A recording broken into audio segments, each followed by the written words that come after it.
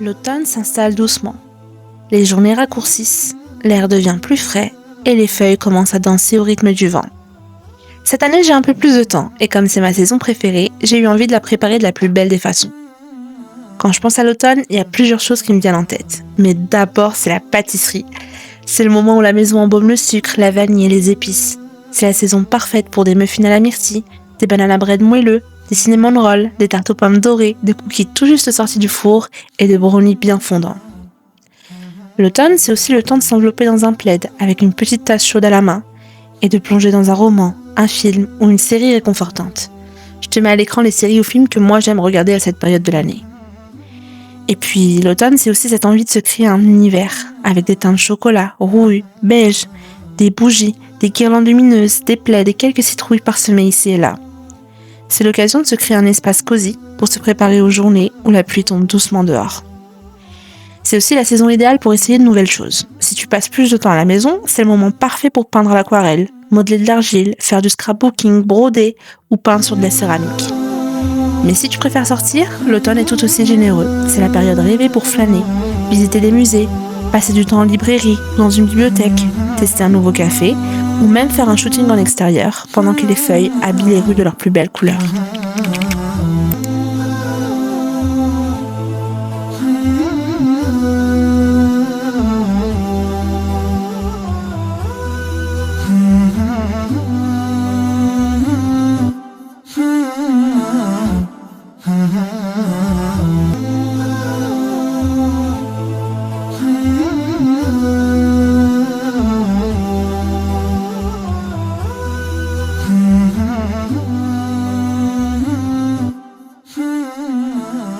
Ce que j'aime par-dessus tout faire en automne, c'est lire.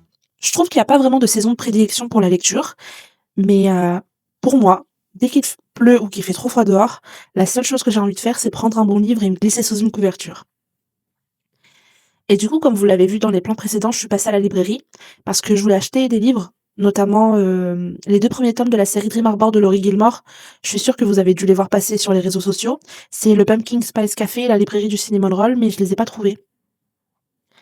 Et pour être honnête avec vous, c'est pas plus mal parce qu'en fait, il y a quelques mois, j'avais pris la décision d'arrêter d'acheter des livres, que ce soit sous format papier ou sur internet, parce que j'en ai déjà énormément. Donc je me suis dit que j'allais d'abord terminer ceux que j'ai déjà avant d'en acheter de nouveaux. Et du coup, je me suis replongée dans ma bibliothèque, j'ai fait une petite sélection spéciale automne parmi les livres que je possédais déjà. S'il y a quelque chose à savoir, me concernant, c'est que je suis fascinée par l'histoire. J'aime la royauté et les romances historiques. Du coup, moi, dès que je vois le mot prince, reine, royaume, je fonce. Et c'est exactement pareil pour les séries. Je suis une grande fan des séries d'époque. Et il y a une série que j'apprécie particulièrement, qui est La Chronique des Bridgerton. Et vous avez dû voir, si vous vous intéressez un minimum à cette série, que Netflix a annoncé la date de sortie de la prochaine saison. Et du coup, la première chose que je me suis empressée de faire, c'est de lire le tome sur Bénédicte. Du coup, l'histoire, c'est celle d'un bal masqué, avec une mystérieuse inconnue qui va disparaître à minuit. Et Bénédicte va la chercher désespérément à travers tout l'ombre. On apprend par la suite que derrière le masque se cachait Sophie Beckett, qui est la fille légitime d'un comte, et elle est forcée de vivre comme domestique sous l'autorité de sa marâtre. C'est un peu une réécriture de Cendrillon, et franchement, je trouve ça parfait pour le début de la saison.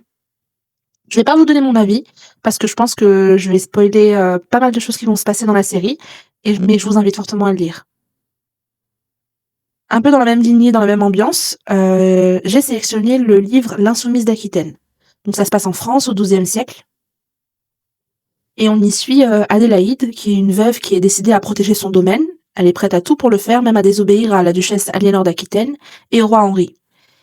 Et du coup, elle refuse le mariage qu'on veut lui imposer parce que, en fait, pour garder ses terres, elle est obligée de se marier et elle refuse. Et elle prend la décision de faire semblant de se marier avec un homme de confiance. Et cet homme de confiance, il n'est autre que le frère de son défunt mari. Sauf que cet homme, il est en retraite monastique et je pense qu'il n'a pas vraiment prévu de revenir. Ensuite, ma prochaine lecture. Ça, c'est parce qu'en fait, il y a quelques mois, j'ai eu ma période viking parce que j'ai regardé The Last Kingdom sur Netflix. Et du coup, j'ai acheté le livre La guerrière des Highlands. Donc du coup, dans ce livre, on suit l'histoire de Gwen, qui est une jeune femme dont le clan a été massacré sous ses yeux quand elle était enfant. Et depuis, elle s'est jurée de venger les siens. Et, elle s'est formée. Avec le temps, elle est devenue une guerrière redoutable. Et elle a réussi à faire de son histoire une histoire d'amour, de guerre et de sacrifice. Et du coup, elle et elle va croiser le chemin de quelqu'un qui va lui proposer une alliance. Et comme dernière lecture, forcément, qui dit automne, dit aussi thriller et histoire à suspense. Donc j'ai cherché dans ma bibliothèque et j'ai trouvé que j'avais un livre qui s'appelle Un assassin parmi nous. Donc du coup, c'est l'histoire, elle se passe dans un hôtel qui est isolé en pleine forêt et les personnages se retrouvent coupés du monde parce qu'il y a une tempête de neige. Donc au départ, tout le monde est venu pour se détendre, mais il y a un premier meurtre et un deuxième et finalement, les gens comprennent très vite que le meurtrier, eh ben, il est forcément parmi eux. Ça, c'est vraiment le genre de livre que j'aime vraiment beaucoup parce que, si l'histoire est bien écrite, c'est des histoires, en fait, que je peux lire, d'une traite sans m'arrêter. Et ce que j'aime bien aussi, c'est un peu, mettre ma casquette d'enquêtrice et récolter les indices, pardon, au fur et à mesure de la lecture et d'essayer de trouver, qui est le coupable. Même si pour être honnête avec vous, la plupart du temps, je suis à côté de la plaque. Et j'ai aussi mis 2 livres de lecture de côté au cas où. Si j'ai réussi à finir toutes mes lectures que j'ai prévues, eh ben, j'ai choisi Captive. Je pense que vous avez sûrement vu passer un peu partout, sur les réseaux sociaux. Et j'ai également choisi un roman en anglais parce que pourquoi pas, je me suis dit que ce serait bien de me remettre à lire en anglais. Ces 2 livres-là, je les lirai si j'ai le temps parce que je veux d'abord terminer ceux que je viens de vous présenter en priorité. Bon après, pour être honnête avec vous, je pense que je vais faire une petite entorse à ma règle de ne pas acheter de livres parce qu'il y a le dernier tome de la trilogie de Delinda Dane qui sort bientôt. Heu, je pense que je vous en avais parlé, sur Instagram. J'avais lu les 2 premiers tomes, du coup Mad Majesty et Fallen Majesty. En fait, chaque tome est centré sur un prince héritier, mais d'un pays différent. Et du coup, le premier tome, c'était sur le prince héritier d'Angleterre, le deuxième tome sur le prince héritier de Suède et le prochain qui va sortir, le 19 novembre, ça va parler d'un prince héritier du Moyen-Orient. Je pense qu'il est temps de passer un peu à mes recommandations. Donc si je devais vous recommander un livre, je pense qu'en premier, je vous recommanderais Un automne pour te pardonner. C'est le premier tome de la série, Seasons de Morgane Moncomble.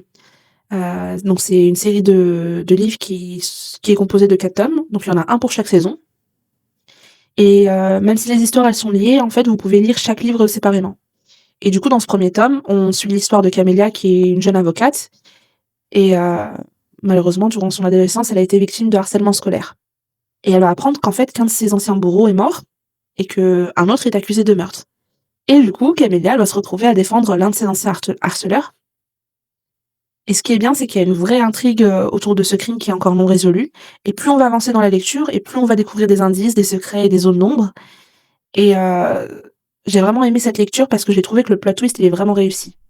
Si je devais vous recommander un autre livre pour cette saison, ça serait, une lecture que m'a conseillée une de mes amies, Sarah. Je sais qu'elle va regarder cette vidéo, donc je lui fais un petit coucou. Donc du coup, c'est les 2 premiers romans de Agnès Martin-Lugan, Les gens heureux lisent et boivent du café et le second tome, c'est La vie est facile, ne t'inquiète pas. C'est des romans qui sont assez courts, mais que j'ai vraiment apprécié lire. Du coup, dans ces 2 romans, on suit l'histoire de Diane. C'est, une femme qui perd, son mari et sa fille dans un accident de voiture et du coup, et bien, elle décide de tout quitter et elle part s'exiler en Irlande dans un petit village où là-bas, en fait, elle va essayer de se reconstruire, de vivre son deuil et de réapprendre à vivre, en fait, après cette perte brutale. L'écriture, elle est assez simple, mais je trouve qu'elle est la plume, elle est assez fluide et du coup, l'histoire, elle est super touchante et on ressent chaque émotion de Diane qui, justement, bah, en fait, essaie de se reconstruire et je trouve que ça change de la plupart des romans que j'ai l'habitude de lire, donc je pense que c'est pour ça que j'ai autant apprécié la lecture. Et pour finir, si j'ai un livre à vous recommander, c'est la trilogie, La femme de ménage de Frida McFadden. Donc c'est une série de thrillers psychologiques. Donc dans ces romans, on découvre, Millie, qui est une jeune femme qui sort tout juste de prison et en fait, elle va devenir femme de ménage dans une grande maison de luxe et elle va se rendre compte que, bah, en fait, tout n'est pas parfait. Heu, j'ai lu le premier tome, le deuxième tome et la moitié du troisième tome. Celui que j'ai préféré, c'est le deuxième tome. J'ai arrêté ma lecture du troisième tome parce qu'en fait, je sais pas, je pense que déjà, je les ai lus d'une traite et en plus, je trouvais qu'au niveau du troisième tome, l'intrigue, elle mettait vraiment du temps à venir donc du coup, j'ai stoppé ma lecture. Donc voilà pour ma pile à lire de l'automne, et aussi pour mes petites recommandations. Si vous, de votre côté, vous avez des livres à me recommander, pardon, n'hésitez pas à me les dire en commentaire.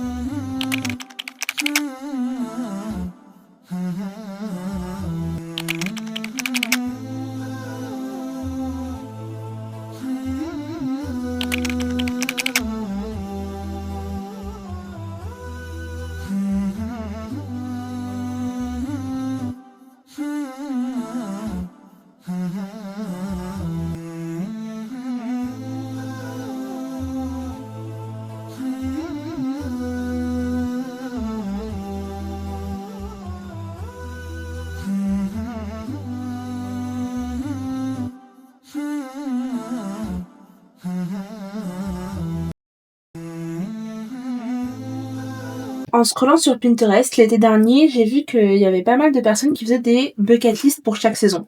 Donc j'en ai fait une pour cet été et j'ai décidé de réitérer la même chose pour cet automne. Comme vous avez vu dans les plans précédents, j'ai créé la bucket list sur Canva et ensuite je télécharge des petits stickers comme vous voyez ici sur Pinterest et je les ajoute directement à mon document sur GoodNote. Au niveau des activités à faire, c'est un peu un mix de tout ce que je vous ai présenté qui représente pour moi l'automne. Donc vous pouvez autant trouver des recettes de cuisine à faire, comme faire des cookies ou faire un banana bread, que des activités à faire en extérieur, comme un shooting dans la nature ou aller au cinéma, visiter un musée. Vous pouvez trouver aussi des choses un peu artistiques, comme faire une aquarelle d'automne ou tester la poterie. Et puis des choses un peu personnelles et réconfortantes. Moi, par exemple, j'aime beaucoup les fleurs, donc j'ai noté acheter un bouquet de fleurs pour l'automne. Et en voyant les vidéos de Super Lumos, je me suis dit que ça serait pas mal de faire un Friendsgiving. Et pour la fin de l'automne, faire un dîner aux chandelles. C'est totalement individuel, vous pouvez mettre exactement ce que vous voulez, la disposer de la façon que vous voulez. Et ensuite, à chaque fois que j'ai effectué une chose, eh bien, j'ai juste à la surligner comme vous pouvez le voir là.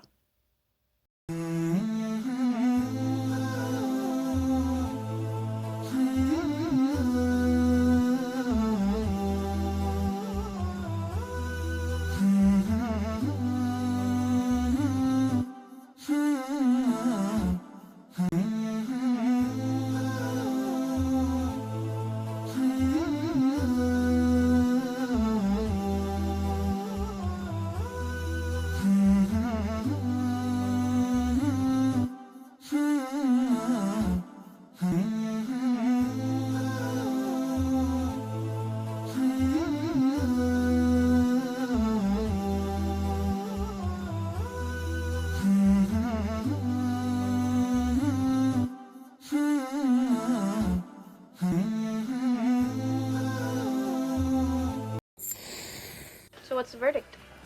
I am an autumn. Interesting.